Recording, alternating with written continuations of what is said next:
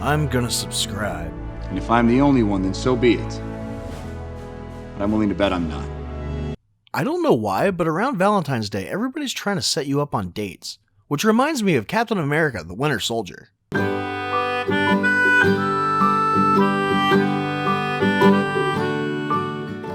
When do we start? Gear up.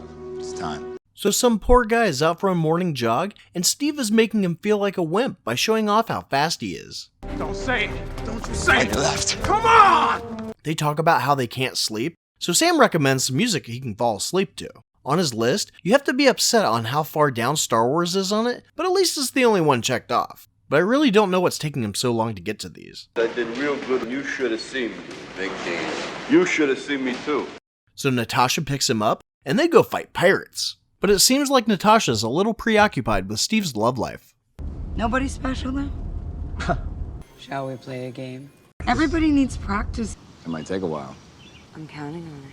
A shield boat has been taken hostage, including this guy Jasper Sitwell. Apparently the pirates don't know how important this guy is because they're just asking for money when they have a high-level intelligence officer at gunpoint. Slightly smarter than me. Slightly. So Cap goes aboard the ship and knocks out the first bad guy, and then he proceeds to beat everyone else to death. I mean, if you think these guys are surviving these kicks, you're pretty dumb. At least this guy gets off lucky. I've been Aaron. So the shield guys finally get there and take out the inside guards because they were getting impatient about killing everybody. It's time. I don't hear you. I'm gonna go ahead now. The head bad guy is cornered, but he wants to fight Cap, and he's like, okay. And this dude is really flippy. Or at least until Cap knocks him out. Need a medic? He then finds out that Natasha is on a separate mission for McFlurry. When they get back, he yells at him for risking the hostages and tells him that he has trust issues. Last time I trusted someone, I lost an eye.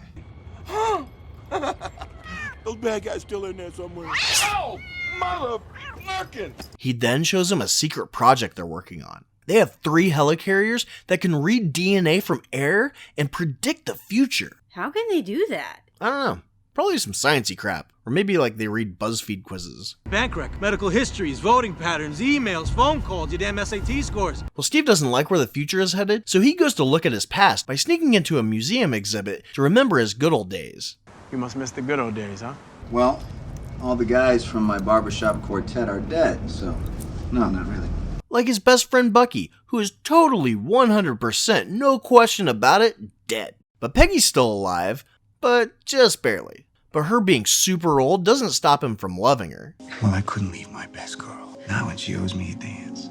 And I guess she doesn't have any pictures of her husband next to her bed because it would kill the mood. Somebody's trying to hide something. It was us. It was us. McFlurry finds out that he's been locked out of his own projects. My wife kicked me out. So he interrupts this guy Alexander Pierce, who's talking to the council. Those guys who were gonna bomb New York? Yeah, those turds. McFlurry wants him to put off the helicarrier launch because he thinks it's a little fishy that he locked himself out of his own project. It's stuff like this that gives me trust issues. Steve goes to Sam's support group and finds out that he lost his best friend too. My wingman, Riley. Nothing I could do. It's like I was up there just to watch. Oh no! Here's my reel. My responsibility.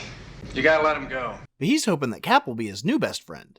Anytime you want to stop by the VA, make me look awesome, just let me know. I don't know if I can do that. McFlurry calls Maria and tells her to come to DC, and then he gets harassed by the police. Well, they're not actually police. They're heavily armed soldiers dressed up like cops and SWAT officers in order to kill McFlurry. And they really want him dead because they chase him all through town, not caring who they hit or shoot. But he loses them in traffic. And right as he thinks he's safe, there's a masked bad guy standing in the middle of the road with a bomb shooter. Who's this guy? How did he know where to show up? I don't know. Maybe he's a really good guesser. But his weapon shoots a bomb under McFlurry's car and it flips it. The guy walks over, rips the door off, and sees that McFlurry cut a hole in the ground and escaped into the sewer. So he follows him. No, even though he's injured and most likely right underneath him, he doesn't follow him down there because it's icky. Well, let's not forget that. So remember how Natasha's been asking about Steve's dating life? No, not really. Turns out, he's been trying. He's just not that good at it. Hey, if you want, you're welcome to use my machine. No. Well, I'll keep my distance. And it's a good thing this girl says no, because McFlurry's hiding out in his apartment. But the mask guy guesses really good again, and shoots him when he stands up. He gives Steve a flash drive. I do share. I'm nice like that. Before his neighbor bursts in and announces that she's a S.H.I.E.L.D. agent. But if she's a nurse, why didn't he go to her instead of Steve? She's not a nurse. Well, S.H.I.E.L.D. is compromised, and he didn't know who to trust. But he's also the one who assigned her to Steve, so I don't know. It's called compartmentalization. Anyway, she takes care of him while Cap goes after the shooter. He runs through a few offices while in pursuit, and doesn't lose him because he stupidly runs along the skylights. Cap catches up, and he throws his shield at him, and he's able to catch it despite makeup running into his eyes. He then throws it back and vanishes like most bad guys are able to do. What's the boogeyman? As a matter of fact, it was. In the hospital, Natasha shows up to see McFlurry in surgery. Maria and Sitwell are also there watching, along with Brock from the strike team. While McFlurry dies on the table, and Steve hides the flash drive in the vending machine without the guy stalking it noticing. I noticed. He goes to meet with Pierce, who tells him that McFlurry hired the pirates that attacked the boat, and he wants to know why he was at his apartment. And he should have just said, I don't know, he was shot before he could tell me anything. But instead, he tells him that he said that he shouldn't trust anyone. I wonder if that included him. Why would he say that? Well, stories like this are notorious for having characters say, don't trust anyone, and then them being the one that they can't trust. As he's leaving, the tactical team gets on the elevator with him, and they start acting suspicious. Cap calls them out. Before we get started, does anyone want to get out? And all 9 guys attack him at once. After he beats them with one hand, Is he still on the fence about Roger's chances? Sitwell calls the strike team to the 25th floor. Cap drops down a few floors and finds that the team has quickly taken the stairs down 10 flights to catch up with him. You just ran like 13 miles. So he has to jump out the window. He gets on his motorcycle, and since time is of the essence, he makes sure to put his helmet on. You should always wear a helmet. But he doesn't when he's just driving on the street, so why would safety be so important now? Everyone we know is trying to kill us. Whatever. Well, because he jumped the barricade, they send in a jet to shoot him, which he takes out by playing pinball. Relax, it's not that complicated. And you've done it beautifully. Sitwell tells everyone that capturing Captain America is priority number 1. But Natasha found it because she wanted some gum. Which you didn't feel obliged to share. She tells him that the guy who killed McFlurry was known as the Winter Soldier, an assassin that's been killing for 50 years, but looks like he's in his 30s. So is Bucky. No, Bucky died and everyone was super sad about it, remember? You're a terrible liar. I don't know why she would assume that it was one guy killing for that long. I mean, he'd be in his 70s. It's easier to believe that the name was just passed down. Or it's just Bucky. Shut up. Bucky fell off a cliff. So the council thinks that McFlurry was the traitor, so they reinstate Project Insight. Steve and Natasha go to this computer store, where Natasha hacks the file while Steve gets hit on. Specimen. Yeah, I'm not ready for that. Too shy or too scared? Natasha got jealous, so she kisses him so they can escape. They found that the file came from the same base that Cap was trained at, so they go. They break in, and Natasha comments on Peggy's picture because she's obsessed with his dating life. I think that's overstating things.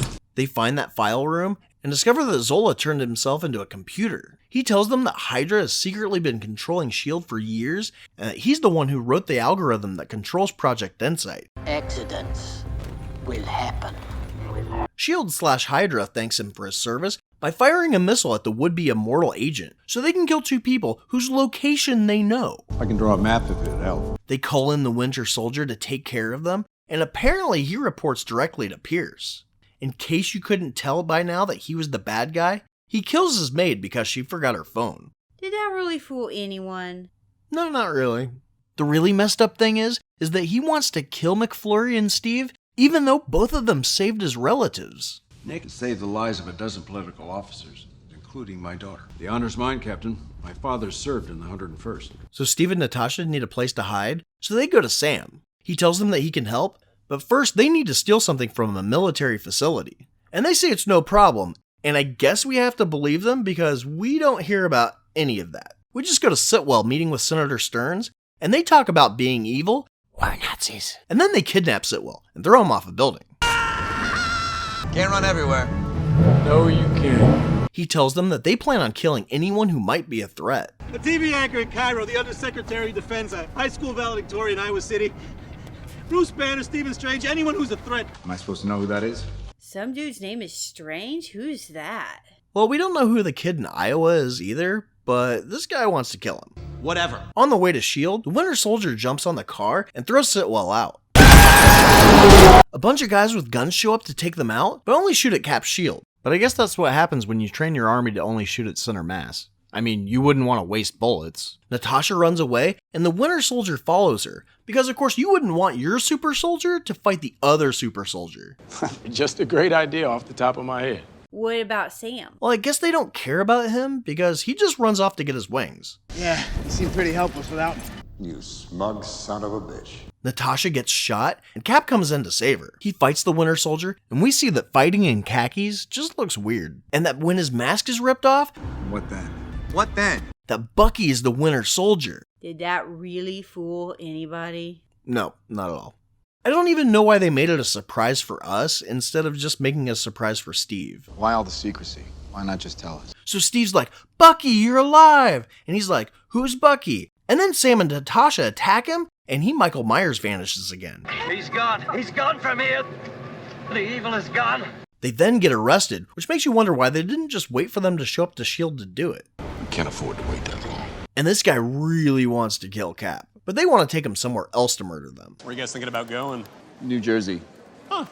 Somehow Maria disguised herself as a guard. I'm not sure how she managed to pick the right guard in charge of prisoner transfer, but she helps them escape by cutting another hole in the floor of the car. And somehow this professional strike team stupidly lets their vehicle carrying their targets be the last car, allowing them to jump out undetected. And I'm sure that felt great for Natasha and her bullet hole, but I suppose it's better than getting more.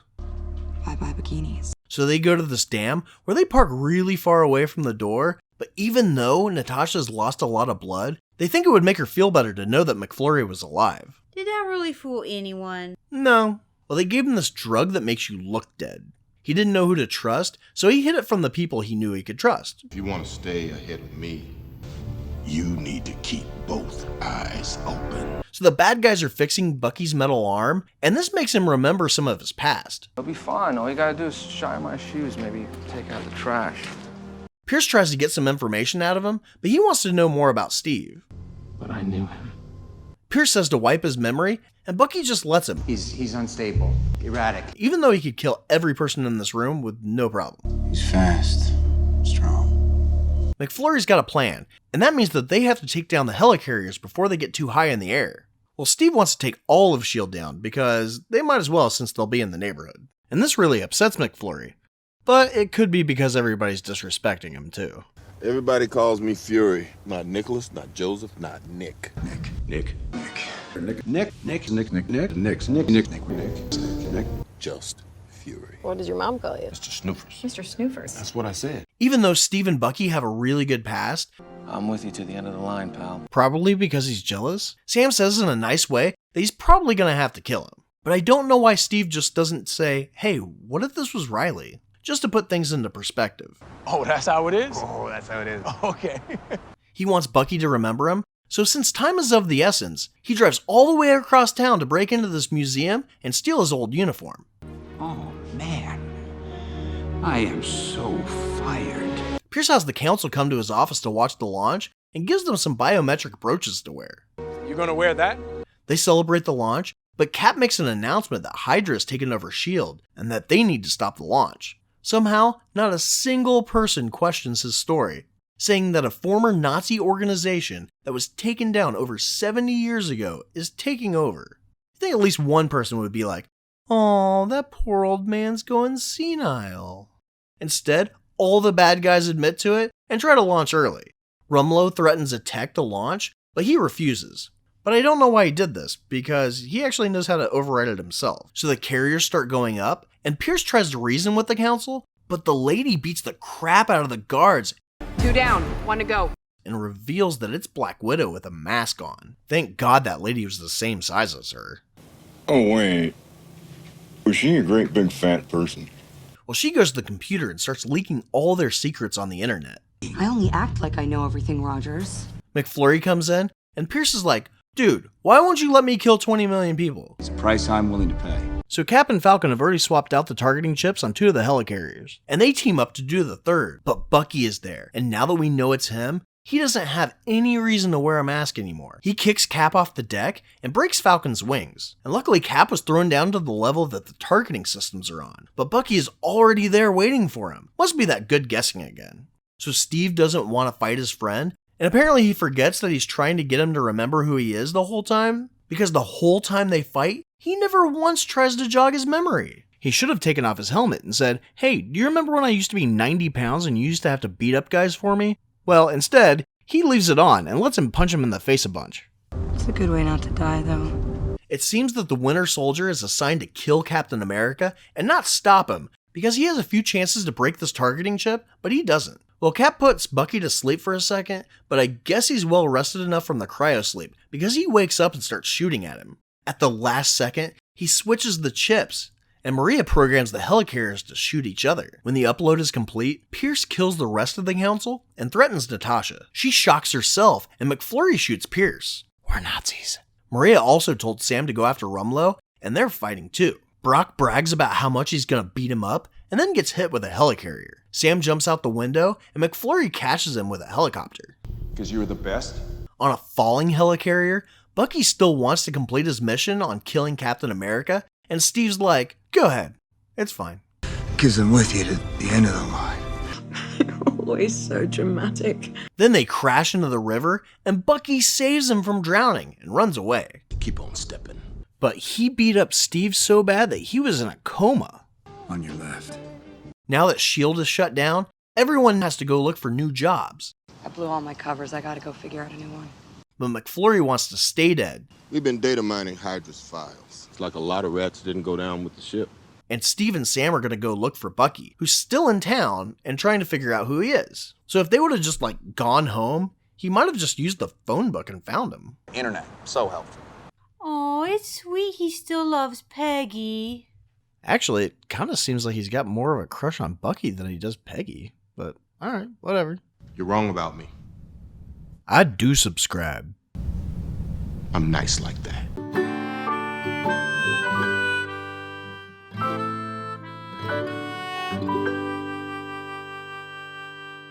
Okay, night-night. Good night.